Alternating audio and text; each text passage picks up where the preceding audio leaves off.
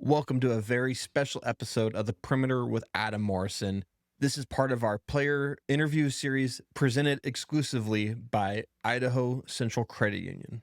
It's time for Home Team Rewards. Zag fans, get your Bulldog branded ICCU Premier Rewards Visa credit card, the only card where you can earn rewards for everyday purchases while giving back to Gonzaga University. Choose from a Visa Rewards card with a lower rate or a Premier Rewards card with maximum rewards. With no annual fees, card control, and next level security, you can spend smart from tap to app. Zags, rejoice! Find your card at iccu.com/gozags on approved credit.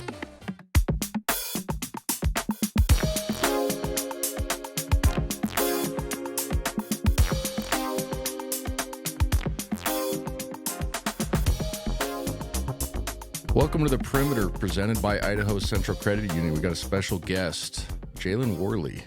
Welcome in, bud. How you doing? I'm doing really well. Thank you for having me. Yeah, of course. Just a little back on, how this show works. Normally I do recaps and stuff, but when I started this show, I just did a bunch of interviews, and people are always asking. So it's terrific to have, obviously, one of our best players, new guy. People like to figure out where you're from. So I appreciate you taking the time. I know you guys are busy. I was a former college athlete as well, so sometimes it's like, oh, shit, I got a media thing. And you're like, well, I'll do it. But No, for sure. what was when you first came here, okay, we're going to get into your whole career, getting to Gonzaga, but like being from where you're from, Pennsylvania, like coming to Spokane, initial thoughts, completely honest. Honesty is number one on this show. Yeah, I got you. So I came here in January, so for me, it was like a bunch of snow. Did you have your Carhartts on and everything? Yeah, exactly. I was all bundled up. And on top of that, I am from Philadelphia, but I spent like the last I came directly from Virginia, but before that, I was at Florida State, so I was used to warm weather and all that. So I'd definitely say my first reaction was the snow, just the weather. But I got used to it real fast. So you grew up in Pennsylvania for hoops. Yep. Just give me your high school accolades. I mean, all of us that played high school basketball were good.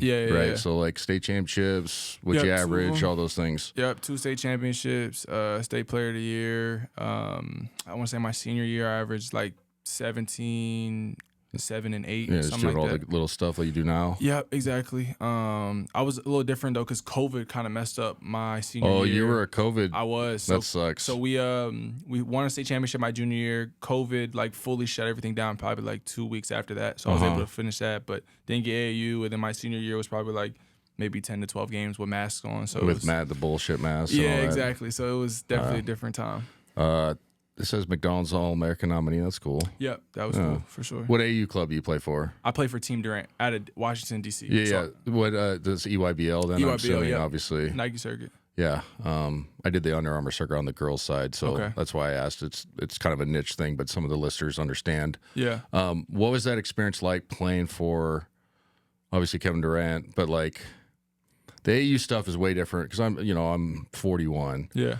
How many tournaments did you play? How many games did you play in that summer? Just a general. Yeah. It was definitely every weekend thing. Yeah. Like we would we'd probably get together like right after everyone's high school season's done, maybe get 2-3 weeks of or 2-3 weekends of practices. But then after that, it was like you're going all the way through.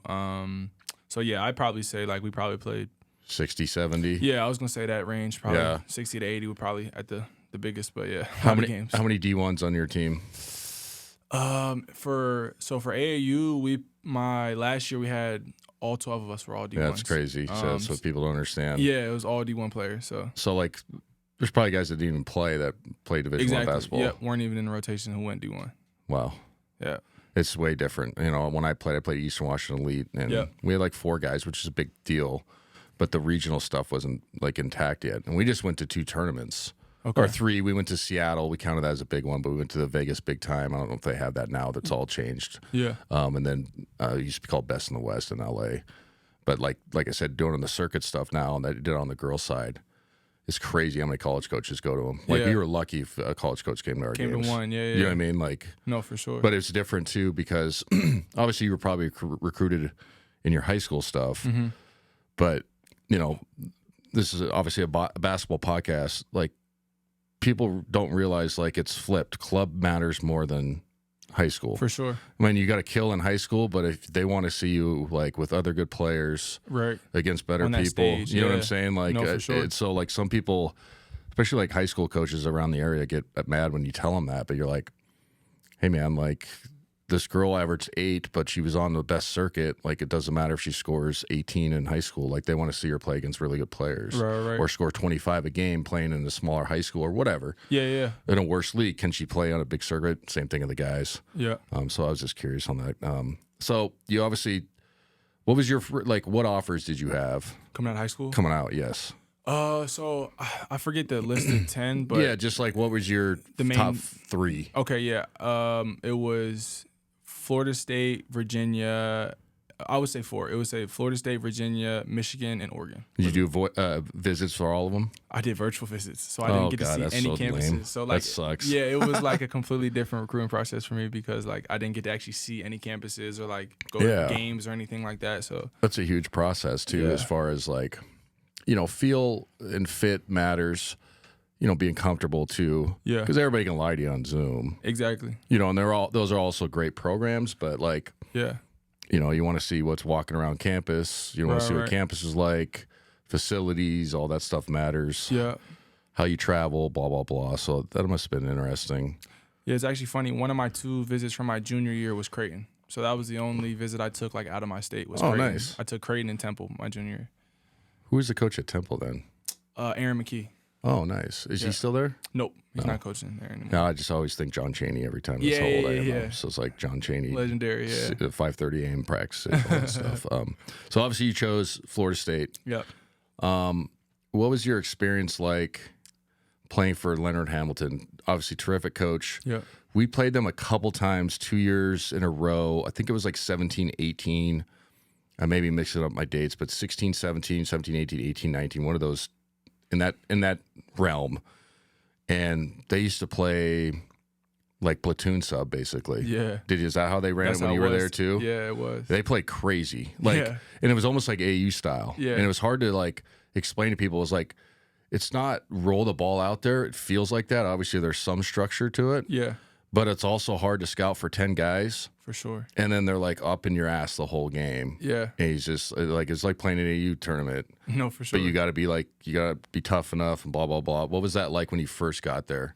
Yeah, it was an adjustment for me. I never ever played that style where you're playing like 10 guys in rotation in Yeah. and out. So it was definitely a learning experience as a freshman. But what was nice about that was like I kind of got to have learning experiences, but I wasn't playing 40 minutes right off the bat. I had Yeah. like seniors in front of me, so like I was still in the rotation, but I wasn't like relied upon right away. So Yeah, it so was you could be an X factor. you know what I mean? So I Yeah. could kind of figure out the game, understand the speed of it. And Coach Ham did like a great job of like, I've had hundreds of players and like I know what the right development plan and everything of like what you should look like this year and this year. So like they did a great job of just helping me get better each and every. Yeah, no, I it's was they're a good program, and during those years they were like really good. Yeah. And just that style is so different to play against. Like, so I remember one year I think they beat us one year, then we played them the next year and beat them. Yeah, But it's just such a weird. It's hard to scout for. exactly. And then offensively, you have to be used to be able to get through like. They trapped every ball screen, all that bullshit. You know what I Yeah. mean? Like, you have to be like solid enough to make 4 passes to get a good shot, but then you got to Right. make the fucking shot. Yeah, Because you can't just break a guy down and go play. no, for sure. And then they had bigs that blocked, just challenged everything. So like, it was Yeah. hard. And then the second year, our guys were smart enough to be strong and Figure it out. Yeah, step through. You know what I mean? Step through. And once you got through the first layer, yeah, then usually you got what you wanted. Yeah. But it was a unique thing to watch because I'm like, this is like totally opposite what Gonzaga's used to. Like, you know what I mean? Like, Yeah. complete opposite. no, for sure. What was it like being on campus down there? Just, right? Yeah. No, it was like Just beautiful. Like, it was it's unbelievable. It was beautiful campus, like great facilities and everything. It was for me. It was just so different. Like I came from a smaller high school, so like being on campus with 70,000 people was just Yeah, like it's crazy. You just feel like like you're one of yeah, 70,000. you're Yeah, like, a spec. you know what I mean. So Yeah. it was just like it didn't have the same like tight knit community feeling compared to Gonzaga, right? And like as I've gotten older, I have like a new appreciation for that. Like when Yeah. I first got there, it was really cool because I was like, whoa, like there's all these people, like always pop up shops or like food trucks, like always something going on. But Get lost in the sauce down Yeah, there. for sure. Like, it was hard to, like, sometimes you can't see the same person twice. Like, you'll have a 100%. class with somebody and you never Yeah. see them again before you graduate. So it's Yeah. just like, it was a unique experience. Did you for have any sure. teammates that got lost in the shuffle? Oh, no, for You sure. know what I mean? Like partying and stuff. Like Man, just and like classes are like 200 kids. Yeah. So like if they didn't want to, yeah. How did you not like? Yeah, you don't even have to go to class. you don't really have to go. So like you could get in this like weird like loop of not going to class and then partying and all that. Yeah, so yeah, like yeah. There's it's always something to do. I'm sure. for sure. And Definitely it's- easy to get lost in sauce. Yeah, I knew some guys that played, not at Florida State, but just comparable like ASU and Arizona when I was in the league. And some Yeah. guys are like, dude, I know like 3 guys that are good enough to be in the league, but they got lost in the sauce. Yeah. You know what I mean? Like it's No, for just, sure. and you just you walk around campus, you go down there, you're like, oh yeah, that makes sense. Yeah, yeah. You know what I mean? You're like, No, definitely. okay. So you played 3 years there. Yeah. What made you decide to transfer? I think just going into my last year, because I really did. I enjoyed every single year there, Mm-hmm. and we continued to get better. But for me, I hadn't gone to March Madness up until that point. So I really was like, like I grew up as a kid. Like that's what you dream of. You Yeah. watch all the people at March Madness, and you watch these crazy buzzer beaters and these Cinderella runs. So like, for me, it was just like it was kind of like a heartbreaking decision because like I had so much love and respect for the coaching staff because like not just as a player but off the court, like they were so like. They're good people. Yeah, like helped me become a man and everything like that. But I really just wanted to give myself the best opportunity to reach March Madness. I had 1 year, so that was big deciding factor for me. So you enter the portal. What was the first portal shuffle like? Who are your choices? Because we know the answer to it, but I want you to explain it. Yeah, it was Virginia, LSU, and I would say St. John's probably were the St. three. John's was Patino. Was it Patino there Yeah, yet? Patino. Was I was at his Patino first there? year. Oh, okay. So what was that like to walk people through? Because we talk about NIL and transfer portal all the time. Yeah. It's like it's a huge topic now in college basketball, obviously. But like For sure. for this show, we talk about it every year, and it's almost like my listeners are. I don't want them to get annoyed with it, but I'm like, hey, when I break down teams, I'm like, it's a new like we played Yeah. Arizona State last year, and it's a whole new team. Right. You know what I'm saying? So I'm like, sure. I don't really have a breakdown. I kind of do, but they're all just thrown together. So like, what was that process like? When did they first contact you? How do you get into the portal? Just do like a kind of a once over, so our listeners can understand how that process works. Yeah, so that's a great question. So the portal process, when you want to decide to go in the portal, you have to talk to your head coach. So you got to go talk to your head coach, Okay. sit down with him. Like you can't sign the paperwork until you've confirmed that you talked to the head coach. So that's not even just Okay. like a courtesy thing. It's like required from Do they have to sign off with you or not? digitally. So you don't have to do it you don't have to bring paper there. Okay, that'd be like Yeah, right. Date it's here, like a mob thing, and signature he here. puts like a cloth up there. You don't know what's underneath the cloth, Yeah, like you're yeah. not leaving. And then you go to compliance, and they're the compliance for like all the athletics. So it's not just for basketball. Yeah. And then you fill out all the paperwork for transferring. You sign that last document, like, are you sure that you want to do this? Because if you don't, like, we can't promise you a scholarship. Like, once you sign this, Yeah, like, you technically, can't- come scholarship's back. off the table if you want to come back. It's up to the coaching staff at that point. And then from there, it probably takes 24 to 48 hours to process. And then next thing you know, like His phone is for me, blowing yeah, up. like Twitter and my phone was the one that told me that I was in the portal because then people were messaging me and everything. Yeah. So like, and then from that moment on, like I took a couple calls at midnight, like that first night. So it What did it feel like the recruiting process in high school again, or you already knew like I don't really care about if the weight room's better than the other, like Yeah. you know what I'm saying, like because when you get older and you're a grown man, For like sure. your view changes, yeah. and then like you're a player, you're like, well, this is kind of what I'm looking for. Will I vibe with the coach? Blah blah blah. Right. So like, what was that process like compared to high school? Yes. You get what I'm saying? Yeah. I'm 100% with you. Okay. I think in high school, I think I took the tournament for granted. Like, I think I was like, well, every school likes everybody's recruiting. gonna- Everyone everybody's makes a gonna make tournament, it, right? Like, I didn't realize, like, oh, no, like, there's resume, there's quad 1, quad 2 wins, Yeah. like, all the things Ken that go. Pom and all that Ken shit. Pom, all the analytics. Like, Yep. so coming out of high school, I was like, well, yeah, like, if I'm considering them, they'll probably make the tournament every year. Mm-hmm. So then in the second time around, I'm like, okay, like, how often are you making the tournament? Like, with what rosters are you making the tournament? Yeah. Like big thing for UVA, like, Coach Bennett was basically saying, like in the last 3 or 4 years, like we haven't had as great of rosters as that 2019 championship championship team, yep. But he was kind of like, but we've still found ways to always make the tournament. Like even if we have some injuries that are key players, the next guy steps up and kind of like being able to show me that, hey, we didn't have a bunch of lottery picks like to make the, to make the tournament. And then I also like to look at like what type of players who either play like me or kind of have a similar effect on the game as me have you had in the past. So it's just like we're on the same page of, expectations of what my roles be, how I can contribute, and like what my strengths and my weaknesses are. So kind of just those two things, like, hey, my fit, a style, and how often are you winning and going to the tournament? Yeah, that's the second time. Well, you said something great, and I think, not to get off topic, we're going to stay on the same plane, but I think the hardest thing for young players to understand, and this is at every level, even at the pro level, is what your weaknesses are, and be a man to understand them and look through it as best you can through a coach's lens. For sure. A lot of guys don't do that, and it hampers their career, or it gives them an inflated view on themselves. For sure. You got to think like a coach a little bit, because coaches got to pay their mortgage, right? They got to stay. 100%. And I think sometimes a lot of kids, and I've seen it, like I said, just coaching and then being around the Gonzaga stuff, doing this for, I think this year 6 or 7, I've done the radio, is, some guys come in and they just, they think they can score 30 or whatever. Right. And they're pissed off right away. And it's just like, man, like you have to look at what the pieces are and how you fit into winning and impact plays, making winning plays.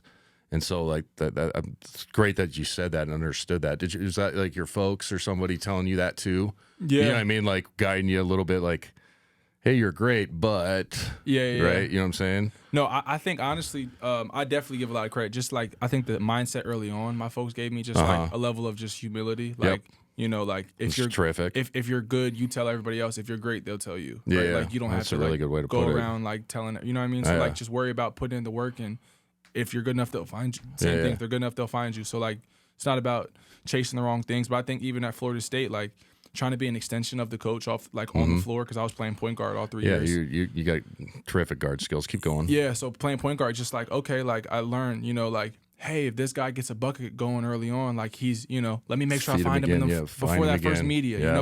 Like once I get him going, he's better on defense once he sees the ball going. He's doing different things, or like shit, I'd like to play for you. Just throw it to me every time. You've been fine. Right? Like go give me a bucket, like, and then I'll go get you a stop, right? There so you like go. just working together and that type of thing, and just learning like, hey, like sometimes for some guys, like me going and getting some tacos with them and being like, hey, like, did you understand the new plays? Like, is all the stuff making sense? Like, because maybe on the court's not the best setting for him, right? Like maybe off the court in a casual setting, one-on-one would be better. So just like, yeah, that's a very good point. The best point guards I've ever played with are guys that, understand, like if they get on you, they talk to you afterwards, or understand if you get pissed off at them, it's nothing personal. Right.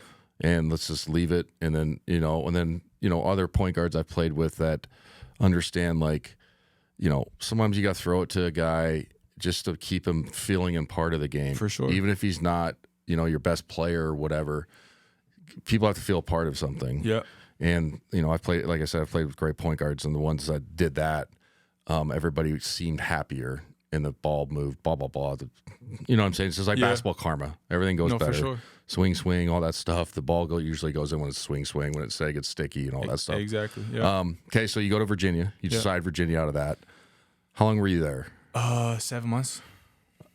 Fun fact, and the listeners might not know, but Blake Buchanan's parents are my new neighbors. I got a Lake Place, Coeur d'Alene. Oh, wow. So it's kind of funny, Yeah. When you transferred in, they're like, oh, Jalen's a great kid, blah, blah, blah. Yeah. So it was kind of like, oh, Blake's teammate for a short stint and everything, but small world. But no, for sure. Yeah, because he's from Coeur d'Alene, post-fall Coeur d'Alene.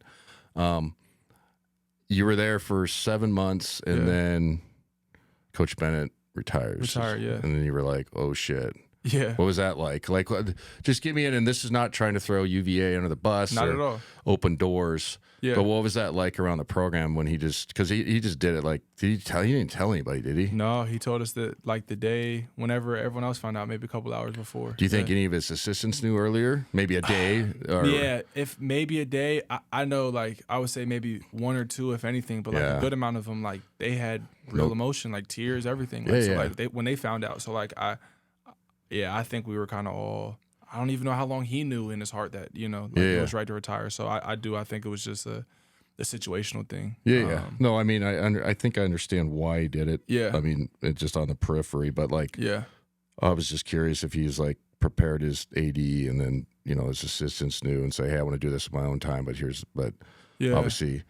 So when he did that, you're like, I got to get out of here, right? Yeah, no, and it was funny even just because, like, I didn't do it right away. Like, I think when it first happened, I gave it another week and a half or two. I even played in a scrimmage we had, I want to say, against VCU.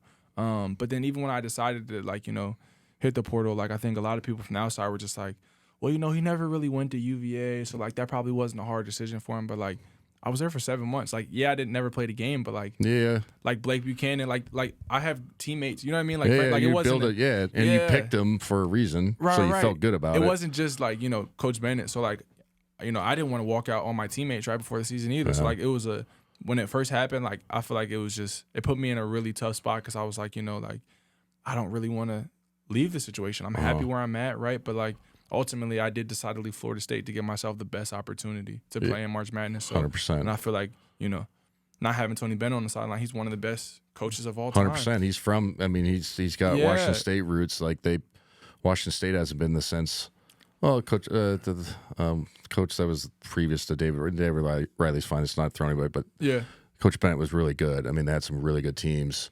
And they tried, like, they were begging him to stay. Yeah. Like, he was really coach. His dad was there previously too. I played against his dad.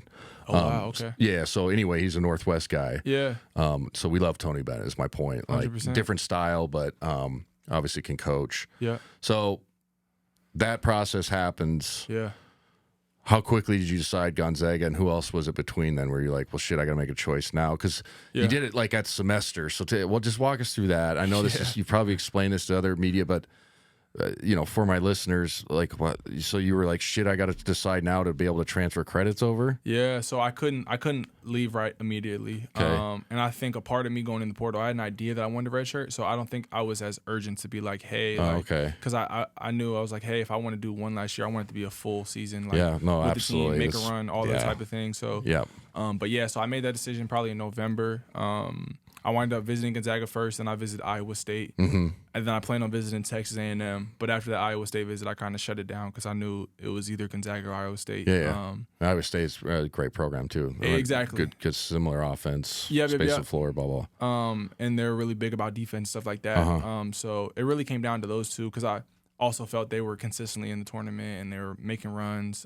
So yeah, I sat down with them probably after the Iowa State visit. I probably took a week maybe.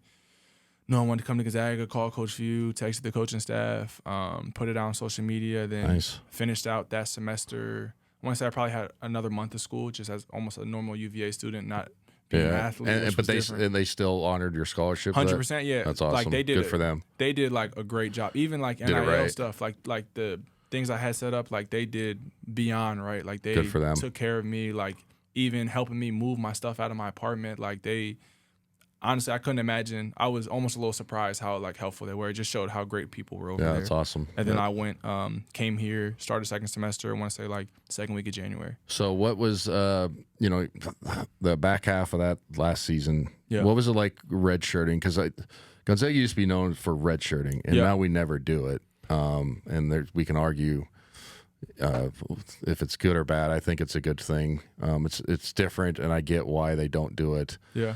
Because they're like, well, guys are here for 4, maybe 3 if they're talented. So why would I waste a year? Right. Because if they're good enough in 2 years, after they redshirt, they're going to go anyway. So I'm like, okay, I get that. Right. But also, we've had great redshirt experiences in this program. Kelly Olynyk's one that, he's still in the league. Right, no, he redshirted. You know what I'm saying? Like, so, like, we used to redshirt guys, and it was a big part of our program. But what was that like for you? Just like, all right, it's probably been since you were like third grade. You haven't played a year of playing basketball. Basketball, right? Yeah. What was that like? Just, obviously you're home somewhere, you're in practices, but what was that like? Like, fuck, man, I'm not even. I'm not playing. Yeah, you're just at practice. Yeah, no, it was really hard for me. Even just coming off of, like, not being on a team. Like, when I was at Virginia that last month and a half, like you said, I haven't played not games in a year, but I just haven't not been on a team, whether it was baseball, football. Like, I'm used to having teammates. You see teammates every week. You know? You spend more time with them than your family. Right. Like, so, like, not having a team was so weird. So even coming here and just being a part of a team again was really helpful. But then, like, I'd probably say mid-February, early March, I was just like itching to play a game. Like last year, I wanted to play so bad. And I felt, even last year's team, I felt like I could have helped bring like a defensive mindset to and just like contribute, right? Like we're competitors. We want to contribute as much as possible. But it was really cool because leaning on Steele and Braden Smith was very helpful for me because I didn't feel like I was redshirting by myself, right? Like Steele was rehabbing and Beastman chose to redshirt the whole year, and we were roommates on the road. So like we spent a lot of time together and just talking about like, you know, how can we help this year's team, and how can we also learn from, you know, the great things this year's team doing and the shortcomings for when, you know, we're stepping into that role next year. How can I steal minutes from somebody next year? Right. You know what I mean? That's how it is. I mean, I don't give a shit what anybody says. Yeah, but it's just, no, I mean, we're always competing for sure. That's funny. Yeah, the red shirt. Like, were you guys on the scout team then? Yeah, we were. We had a pretty good scout team. Fun as shit, man. Yeah, we had a good scout team. My freshman year, I played, but we just called it Red Squad. I don't know if they call it Red Squad anymore. Yep. Still Red Squad. Busting people's ass. No, Red Squad, for sure. You have no regards. No, for sure. You're the best. You're the scout guy, best shooter, like scout team. Right. Fuck it. Let it go. You know what I mean? And right. like, then Fuey starts chewing people out, and then they're like, all right, now you got to guard it. I'm like, fuck. You know what I mean? Like, you can't laugh anymore. But right. That's cool that you and B. Smith got to do that. No, for sure.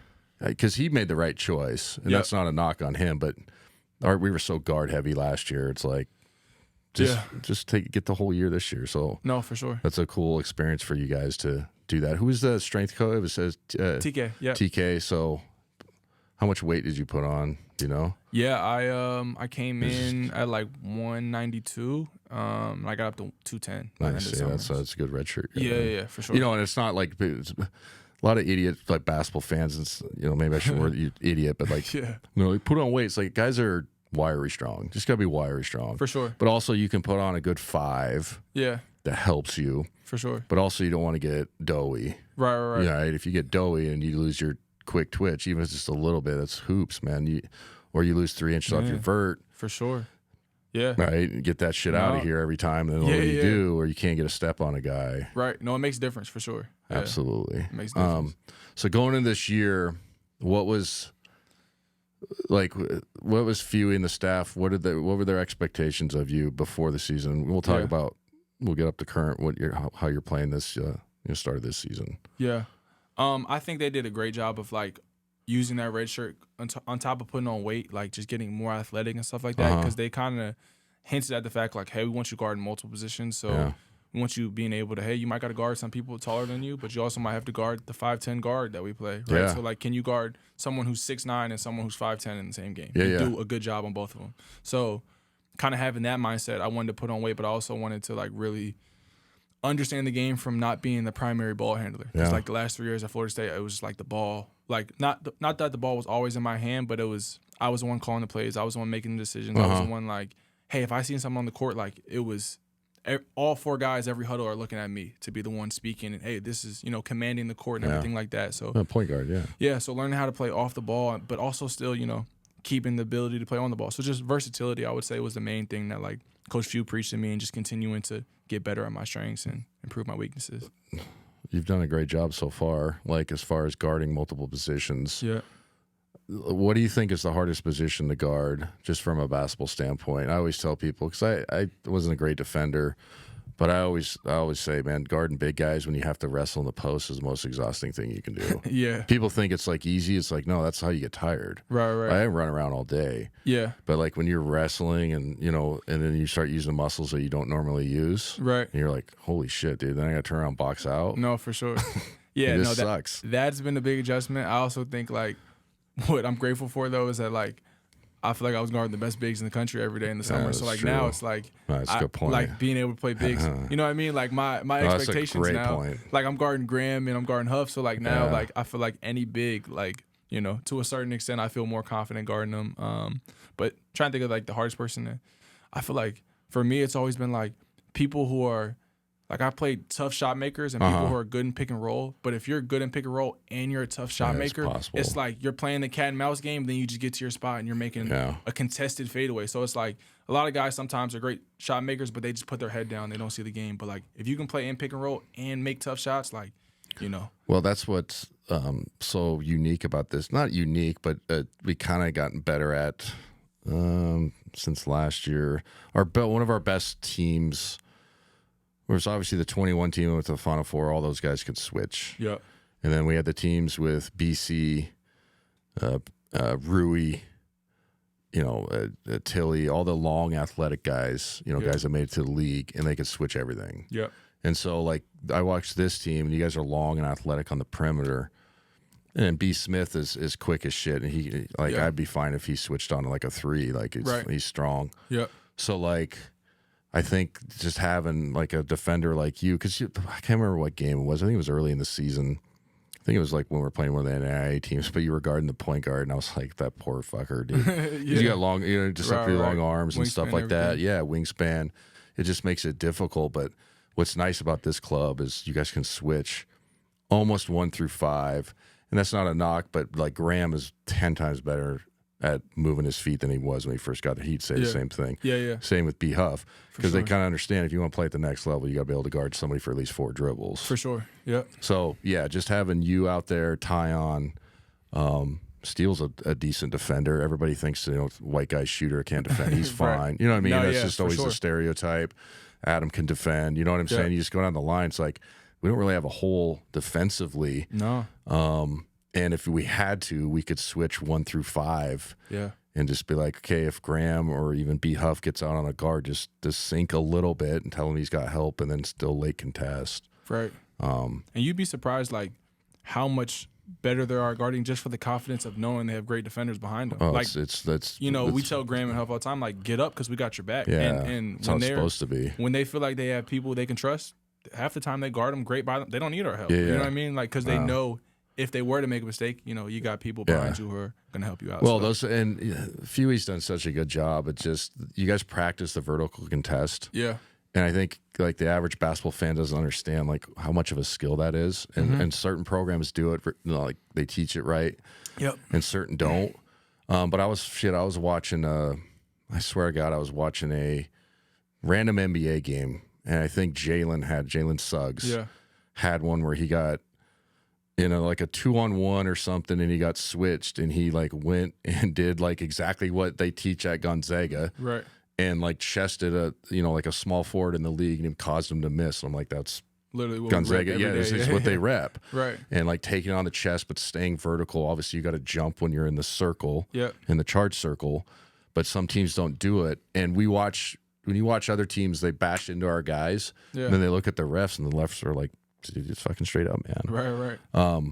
But yeah, I think just adding you to the mix on the perimeter defensively, it's been terrific. Yep. Just the length that you provide, and then the twitch, and then she's got great instincts, obviously, off the ball. And then, too, when you have so many great defenders, you can gamble. It's the best. Right. Yeah, I mean, and then switching, because it's like, I mean, switching, if you do it right, it's so much easier. For sure. If you do it right. And people, the old way was like, switching is lazy. And if you don't teach it right, you can be late. But if you guys contact switch and then force back dribbles and, switch out and take away the slip, if you switch to jump to the inside, grab the guy's hip for half a second, you know what I mean, all those things. Yeah, the little stuff. Then you don't have to fucking over rotate and tag. Like we used to have to tag and then, right. And then close out. Then you're running out of close out. Right. And then he goes by, you can't guard. It's like, well, fuck, I had to tag a big. Right. And then, or if the guy sprint out to a shooter, then he whacks in your face. You can't guard. It's like, well, fuck, man. If we just switch, right. I don't gotta move. No, for sure. So I think that's what's really fun about this team, because going into this season, we knew you guys were gonna be good. We were always good. Right. But you didn't know how we were gonna be defensively. And I swear to God, I said it. I'm just gonna pat myself on the back. But I'm like, this looks like a team that can switch 1 through 5. For sure. I go, if we can switch 1 through 5, it'll change our dynamic defensively that we really didn't have last year. It's not a knock. Yeah. But there were certain just personnel that weren't great at it. Right. And we got killed on it a few times. For sure. Trying to do it, and then. A few in the staff, I think sometimes when something doesn't work, they throw it completely in the trash and then they'll go back to it. Yeah. And so there was a couple games early that we were switching and it didn't work. So they were like, we can't fucking switch. It was like, okay. But anyway, that's just me. But So anyway, what do you think's like your favorite part of your role this season? Because, obviously I'm not trying to embarrass you, but like, you make all the little plays. Yeah. Right. You make all the swings, like just all the right reads, but you're like crafty around the rim, scoring. right? And like I was saying on the radio the other day, I was like, you know, you're the type of guy that like can get 16 or you can get 4. That's not a knock. Yeah. But you have an impact on the game every single way. time. Yeah. And that's terrific. You need guys like that. No, for sure. So like going into the season and they're just like, just be junkyard dog, basically. Yeah. No, it's what I like to answer, like what the part I like the most about it is I feel like I'm still being a point guard at the 4. And it's like I'm being a point guard in different ways, but I'm still seeing the game in the same way, where it's just like, okay, like maybe our last 2 possessions we had like, you know, 2 quick shots. When I get the ball, I'm going to make sure that the ball gets side to side so that we at least get 3 to 4. You know what I mean? And it's like, even though I didn't bring the ball up, like I'm still helping quarterback, like let's get good possessions every 100%. time. Or even on the defensive end, like I'm still helping like off ball, on ball, like whatever the role is. And when I do get a rebound, I have the freedom to push it in transition. So it's like, it's almost been like rejuvenating in a sense, because it's like it's a new skill and it's a new quote unquote position for me, but I feel like it helps highlight what I've already been good at it in the past. It's That's a good way to put it. In a new light. So like, and for the listeners, what you described is like, okay, you know, this guy hasn't touched it, or we haven't moved it from side to side 2 possessions in a row. Coaches notice that. So like people don't understand sometimes when they talk about line, not this line, I'm just going in general. Like when people watch NBA games, like, well, why is that guy still in the league? You know, there were certain guys that are still in the league. Right. And they average 4 points or whatever. Yeah. And they're always on like the second unit, but they play every night. Right. It's because the fucking ball moves and it just goes to the right spots every time it touches their hands. Yep. And so like, what I'm trying to give you props for, but like people don't understand, like that is winning basketball. For sure. It's just absolutely winning basketball. It helps you stick on the floor. Yep. And then when you watch it, if you watch it with the right lens, obviously I have a basketball lens, I played. For sure. You notice those things. Some people don't, but I think it's been terrific because, you know, it's got to be fun too going against 4s now when you're like 100%. A guard. You're like, fuck, this guy can. Right around, boop, your little 4-footer that you make, you know what I mean? It's like, dink. You know, like look at this slow fucker. Like I've been going against guards in the ACC for 3 years, and I got like slow ass, big lugs. Yeah. Like they can't play or just that's it's got to be fun. No, especially like getting a rebound and pushing it, because it's like most times they're crashing. So now it's like they're almost picking me up full court because they're like because they're the right basket, there. Yeah, they're so right like, there. Now I'm backpedaling and just like weaving them, making them like go in circles. So like it is a new challenge, and then I can get off it and find my guys. So yeah, it's a lot of fun. We've noticed, we've talked about it a little bit, but and this has been a staple at Gonzaga. We didn't think it was going to be an issue, but it's always a fair, you know, question with NIL and transfer portal. Yeah, is chemistry. Now, when we mean chemistry, we don't bring shitheads into this program. We just don't. And we could say that for 25 years, and that's not just me saying it, but character. We bring in character guys, and we won't if you're not one of those, we don't care how good you are. For sure. And it's worked, so we're not even going to deviate from that. Yeah. But we can just tell this chemistry is fantastic on this team. And obviously, it helps when you're 5-0. Yeah. But just how the ball moves, like we don't have any guys that the ball sticks. Yeah. And like, is that a like a product of Fewy and the staff knowing that you might get your ass yanked, or is it just like guys just know how to hoop, or is it a combo, a little bit of both? Yeah. You know honestly, what I'm saying? Yeah. No, I'm with you. I think what was nice about it was that like we had a lot of talented guys, so like we're really getting after it every day in practice, and it's like whether we're in the same position, like I've been on the team with every single person in practice, and it's like I don't want to lose this next rep, so like we're every day, and then we'll switch it with a new we're switching with a new person because like I don't want to lose this rep either, and it's like for us we've just been like we're gonna hold ourselves to a standard of like, you know, competitiveness in our effort, and then if we're all reaching that point and we're worried about winning, like it just naturally flows, and like you said, like we don't really have any bad character guys, so like it's easy to, you know, chop it up off the court and all that. Like off the court stuff has almost been the easiest part. It's just been like on the court, okay, I do this really well, you do this really well, like let's figure out how both of our games can blend. Like I'm always talking to Steele or Adam because I know, you know, they're shooting the threat of their shot always, you gotta get the nugget at the right spot. Hey, I might flare screen you, be ready for this in transition. Hey, I might dribble at you for a handoff, a little pitch, and you shoot right behind me. So like just finding ways like both of our skill sets work together, like our chemistry has just flourished. Well, having the freedom to do that too, For sure. You know, some programs don't give you that freedom, especially when you're a second unit guy, and that's not a knock. But you know what I'm saying? When you come off the bench, usually they're kind of like you get your You're 5 limited. minutes. Yeah, You got to do this. For sure. If you don't do it, if you deviate from it, you better make a fucking shot, 100%. Right. You know, and I've been in that role before, and it's hard to play. But I mean, you can just kind of like, okay, you're gonna get a fair shake, and if you play good, you probably get more minutes. Obviously, it depends on personnel.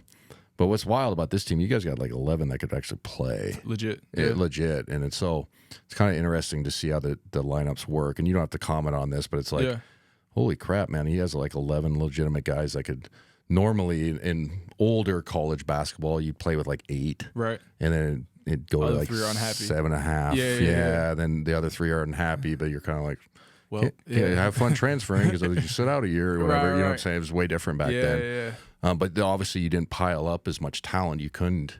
Right. It's just hard. I don't know if it was just different back then. For sure. But anyway, so we got to get into this dumbass thing. Yeah. Everybody talks about your free throw routine. Yeah. Where did it start? How did it start? Yeah. I'll admit to you, I was like, what the hell is this? When I first saw it, it goes in. I'm with you, yeah. It goes in, so like I kind of killed you on the radio, like not in a bad way. It was like, listen, I've heard it all. I've never seen that shit ever my entire life. And then you made the first 2. I was like, well, I guess I'll shut up. So every time it comes on, you know, you see Huddy on the road. Yeah. He's like, Mo, don't say anything. And I just, you know, because we're kind of joking because we're up 30 half the time. You know what I mean? Yeah. How did it come about? It's unique. Yeah, no, it is. So it was just during my redshirt year, like I was shooting free throws, and a couple of coaches were just like, the top of your shot is really pretty, like, and like you have, once you get to your platform, like once you get up here, like it almost goes like, and if it's not going in, it's straight on, it's long, it's short, like there's no side to side misses, but like whenever you're processed from the bottom, whenever like you can't, there's too much movement. There's too much movement side to side, and it was like I just kept missing left and right, and they're like, well, I don't know, like how we're gonna get there, but like let's just cut out the middle part. Like, let's just get to the top of the part and just because when you do get to the top of the part, it looks good. The ball goes in the basket a lot. It's consistent misses. Like it's never left, right. It's short and long. So no, it looks good coming off your hand. I'm not bullshitting you. Yeah. It's like, oh, that's right on line. And the only time you've missed, it's been long this year. And it's like, okay, like you said, it's online. Yeah, exactly. So they're like, how are we gonna get, from like how can we just skip the middle part? So then I experimented with like a couple different things. Like I tried to put the ball around my back, like all different type of things. Like put it do a seance. No, exactly. Like all like we didn't leave any stone unturned. So then eventually Snacks, actually, Coach Norvell was the one who was like, well, why don't you just call him Snacks? Yeah, Coach Norvell. I love Coach Zach. But sometimes wearing a polo, I call him Coach Norvell. No, you're right. He's great. Snacks, and I'm just because I covered his games, and he was a freshman when so I'm like, and he's terrific. He's a great addition to the program. I'm not bullshitting because he played. He's a younger guy anyway. Coach, I'm gonna call him Coach Norvell and see what he does next time. See how he goes for that. But he tried that because I already naturally spun the ball in my routine. He was like, why don't you just spin it a little bit higher and just leave it right there, help you skip the middle part. And then interesting. We just kept repping and repping. I was like, you know what, like. It felt super weird. It felt awkward. I was like, I feel, it probably looks crazy. Like I felt all those things. But I'm like, hey, if I'm getting the result and it's gonna help my team win, like I'll take the embarrassment of it or it's whatever. Not embarrassing. I'm not just saying that because you're sitting here. Yeah. It's just unique for sure. Like it goes to that age-old question. This is way before your time, before my time. But like Rick Barry shot a granny shot, but he's the all-time leader. It's like 91%. Right. Why the fuck does nobody else do it? Yeah. You know what I mean? Like, no, if it works. I remember, I think it was like Jerry West said it. It was like he was trying to get Shaq to do it, and you know. But I think part of it, and your shot's not like that, but the embarrassment of it. But like, there's no pictures on the scorecard, right? In the box score, it says make. Yeah. Doesn't matter how it goes in. Right. I've thought too, and for certain guys.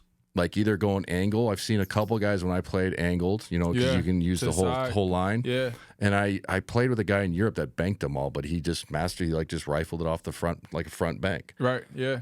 And it went in. Yeah. He just banked every one, and it's like. So what I'm trying to get at is like, who cares how it gets there? For sure. What'd you shoot before that then? From the line, where were you at? I was high 60s. I was like, so you weren't you weren't in the dog shit like 55. No. I was 68, and I think my best year I shot like 72. Oh, so maybe. Yeah. Okay, so yeah, that's interesting. Yeah, but you're just was like, yeah. I just need to change it. Okay. Yeah.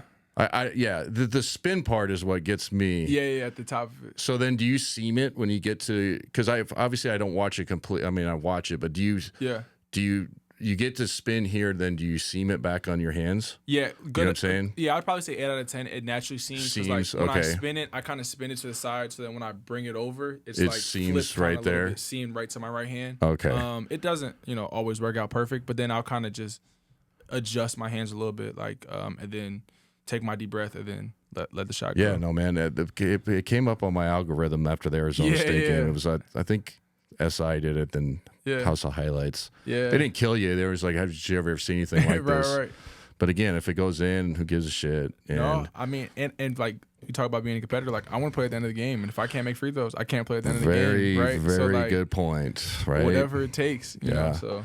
What, just going a little sidetrack, just talking about Gonzaga real quick. Mm-hmm. How many actions do you think you guys run? Because when I played here, we didn't, obviously, it was before the DHO, the chases, the 45s, the modern basketball, running pick and roll, open floor. Like, it was pin downs, throw it to certain guys like myself and go get it. How many actions do you think you have compared to Florida State? Was that a transition for you? Because I know there's one thing, and I've said it on this show, we've done this 5 years, I say it all the time, I say it on the radio. If you can't get an A- on the test with Coach Few, he loses trust in you right away. For sure. He does. And it's maybe unfair, but he's right in the sense that, like, you can't, like, not know the set that we just put in. Right. You know what I'm saying? So, like, was that an adjustment for you? Because I assumed you didn't run a ton at Florida State. Nope. Right? No, we didn't. So was that an adjustment for you? So it yes and no. I would say it was an adjustment for knowing that many plays. But even at Florida State, like, if we learn one play, I would learn it from 5 spots. Yeah, because you're the point guard. I got it. Everyone. Yeah, if someone comes everybody asking me, hey, what true. do I do? I got to know. Yeah. So, like, even if we did, like, let's say we do 60 at Gonzaga, 20 at Florida State, I'm still learning 5 positions. So, out of those 20. So, like, learning actions and stuff, like, even coming here, like, it wasn't too hard because I was still learning multiple positions. So every play, that's a good way to. Yeah, that's. I didn't even think of that because you're a point guard. So then, the understanding where everybody has to be on the floor, right? Because I've played for coaches that, if the point guard didn't relay, echo anything, or somebody else fucked the play up, as the point guard's fault. If Always, it wasn't, I played for Larry Brown and he was killed point guards, but he just said at the start of the year, "It's like, I'm hard on point guards. It's your fault." And he would scream at Raymond Felton, and it'd be somebody else's fault. He'd be like, "It's your fault. You're a point guard." You know what I mean? But some guys are like that. Huey's like that. We had, I played with great point guards, but I didn't, I didn't understand that part of it. But because I know some guys that come here are like, "Oh shit, there's like a new set every 2 days." And you better get an A. Coach Few always say, like, you better get an A-, A+ on this test. You get a C in class. right. He don't like that I say that, but he said that sometimes. Like, go ahead and get a C in Psych 101, but you better get an A in this one. He doesn't curve his test. No, exactly. Yeah, you got to get it right. That's awesome. But what do you think, is like your guys' obviously national championship, but did you set some long-term goals? Because I know you guys are new, most of you guys. This is the last year of the WCC. For sure, yeah. And, for the old guys like myself and the, just all the, because we don't even hang up that WCC championship banners in there, which is crazy. Yeah. And we should just have one big one just to flex a little bit. Yeah. Because dominating the conference is a real thing. For sure. Do you guys understand, like, I just hope, I'm not asking you a question, I'm telling you, do you understand, like, how important it'd be for us to win the conference and the tournament this year? For sure. You know what I'm saying? For the older guys, all the dudes in front that built the culture and everything, just to go out and be like, okay, this has been our conference for the last 25, 26 years. Yeah. So is that a topic, or is that been brought up? It is. Winning the last year of the WCC has been a sentence to the point I've had to do some research myself of, like, the importance of it. Even just looking at, like, the teams, like, who were in the WCC in the past. Like, I didn't know BYU was in the WCC. Like, I had to, educate myself a little bit. But just internally, I think we just been really focusing on like, non-conference and just, like, can we – obviously we want to win all the games – but can we just learn from it, right? Like, can we learn from these battles and these neutral site games or these going away to Arizona State so that when conference play does come up, right? Because tested, these coaches know each other, right? They know how St. Mary's plays. Like Yeah. St. Mary's ain't gonna change their style. It's gonna be No. the same style. So like, can we take? It's gonna be a these- fist fight. You know what I mean? That's Like what it is. these coaches. So like, we know once we get to conference play, like they got 20 or 50 years of experience against all these teams, right? Mm-hmm. So, but can we learn game to game non-conference so that we're best set up for conference play? Then obviously go to Vegas and cut down some nets. Yeah. That's a good way to put it, man. Yeah. That's a great answer. I'm glad you didn't be like, yeah, we just wanted to win every game in front of us or some Right. bullshit. And we're like, fuck. Yeah, everyone does. Yeah, right? no, exactly. Of course. Yeah, exactly. Like, no shit. I would hope. Thanks. You know, like, Yeah. all right. So, yeah, we got the Vegas coming up. That's going to be a great tournament. Yeah, But then we get the meat of the WCC. That's going to be a battle, for sure. obviously. You know, and then you'll see, like, you've probably never played in such a smaller gym, so you'll like the atmospheres are cool. Yeah. Especially being the last year, and then us, you know, we're always good, but, like, you know, came in 21, now we're 12, and we'll keep you doing good. Yeah. Knock on wood. you But go. you know what I'm saying? But Yeah. people show up. It's their Super Bowl, so For sure. you'll like it. You get into those gyms, and you're like, this is like a high school atmosphere. It's When fun. I went to St. Mary's, it felt like a high school like playoff game. Like, it felt 100%, like yeah. everyone knows each other. You know, like it's There's- personal.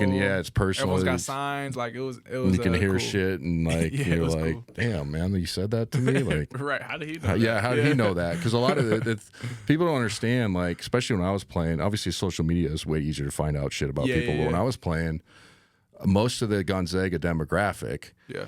is Northern California. Right. And usually they go to a private high school. Right. And sometimes a Jesuit school, so they're all sister schools. Right. And so a lot of those kids half of their buddies went to St. Mary's or Santa Clara. You know what I'm saying? Yeah, So then yeah. you could find out some real dirt Right. on somebody that never would come out back then. Yeah, and so yeah. like you'd come in, like, I remember we played St. Mary's. They were saying stuff about me that I did in high school. And I Right, didn't know that. Yeah. You know, but like, Right. right? Yeah, And yeah, so yeah. it was No, fun, it's but real. it got heated. But you're like, they beat us one year and they stormed the court. Yeah. And I was like crazy because now they make sure that don't happen. Cause, Right. Because fans get crazy. Yeah, in man. Like I players' got faces. bumped and like I wanted to sock a dude. Yeah. Glad I didn't, but like it was one of those where you're like, tiny ass gym, like, let's just go fight, man, outside. You know what I and mean? You Like, just lost. No, for let's sure. go outside and just fight. But Right. it's a terrific atmosphere, and their program's great. It's not a knock on them. It's just a fun atmosphere to play in. Yeah. All right, man. Do you got any message for the Zag fans when we wrap this up? No, it's just been like, I would just say playing in Spokane Arena and like the kennel, I'll say like the last week or so, Mm-hmm. it's just like, It's been great. it shows me why this is like one of one spot, and it really is the fans, because it's just like it's pretty cool, man. How can you expect another team to come in and think they're gonna win when Yeah. you got a home court advantage like that? So it's just like, It's a legitimate home court advantage. yeah, And there's probably 10 programs maybe right, that could say that. yeah, Obviously, you know, we've had a lot of success in that building. I was lucky enough that I played in the old one, which was even smaller, and it was Yeah. hyped in there. right, Because back then, the kennel club was private, okay, so the kids would. The kennel club was you got a free K cup, and then they would do a kegger at each house, yeah, and then go to the game. So just imagine how live the kennel used to be. Yeah, Okay, yeah. so but like it's still live, right, but it was a little bit more vulgar. yeah, Right, yeah. and so you had Different a emotions. you had a legitimate home court advantage. Yeah, But yeah, just playing in McCarthy, man, like it's, you know, just like even like last night, like nothing against Southern Utah, but we were going to win by 50, Right. 35 plus, yeah. and watching those kids warm up, Watching the fans, right, and they were Yeah. watching the fans, and they were Yeah. like so. I was happy for those kids. They were Right. like, "Let's go!" And I was like, Yeah. sweet man," you know, because they It don't is. play in front of fucking anybody probably. Exactly. You know what I'm saying? So Yeah. like it's got to be cool. UVA's got good fans and stuff. Florida State a little bit. Yeah, Good fan not as base, mu- but it's football school. Exactly. Who's Yeah. your quarterback there, real quick, when you were playing? When I was there, we had Jordan Travis. Oh, okay. Was the football team good? So we had they got progressively better. So my first year, they had a down year. I want to say they lost more games than they won. Uh-huh. My second year, they had like 3 losses, went to a bowl game. And then the last year I was there was the year they were undefeated, and they got They got screwed. they got screwed by the committee. Yeah, that was my junior year. that And, was like, the last year of the 4 team, right? Yep. And like that whole Oh, that city. was so bad, Oh dude. my gosh, that whole city Did they- erupted when Yeah, it did happened. they turn everything over? Oh my gosh! Like you couldn't walk in any store, and there was something to do with the committee, Georgia. It was, and nefarious activity. yeah, I'm sure the student body took that one. The NCAA. They wanted to leave the conference. It was all. Oh yeah, man. They were trying to. Yeah, they were like, get out of here. Like well, it was a screw job, but that's why you don't have 4. We're getting off topic, but that's why you don't have 4. Just whether you have 14 or whatever they have now. Exactly. Then you don't have to worry about it. Field. Yeah. Yeah, it's way better. Well, I appreciate you coming on, man. It's been terrific. I think you had a terrific start to the season. Yeah. You're a great addition to the team, man. It's fun to watch you. No bullshit. Yeah. I don't like to interview guys I think are not great players. Yeah. So thanks for coming in. But you know what I mean? But like I was just like, I don't want to interview that guy. You know what I mean? It's no knock, but it's just for sure. I like guys that have IQ. You know what I'm saying? Like they know how to play the game. You make a lot of impact. So I think it's going to continue to be great for you. The fans love you too, man. Like for real, we get a lot of questions about you already on the pod and stuff. No bullshit. And like these going around, it's like that Warley kid's pretty good. Like man, like he makes winning plays. You know what I'm saying? And all the basketball people I know are like, yeah, man, like just did you see that play he made? Like you had a sequence in the arena where I think you had like 2 transition baskets, then you got a hand on a ball, then you rotated on one and stripped one. You know what I mean? It was just it was like, fuck, man, that's how you win. You know what I mean? No, that's for sure. Winning hoops. What it takes. You know what I'm saying? I was like, well, that's how you win. No, but yeah, thanks for coming on. Thank you for Idaho Central Credit Union for sponsoring the show. Thanks again. Yeah, thanks for having me.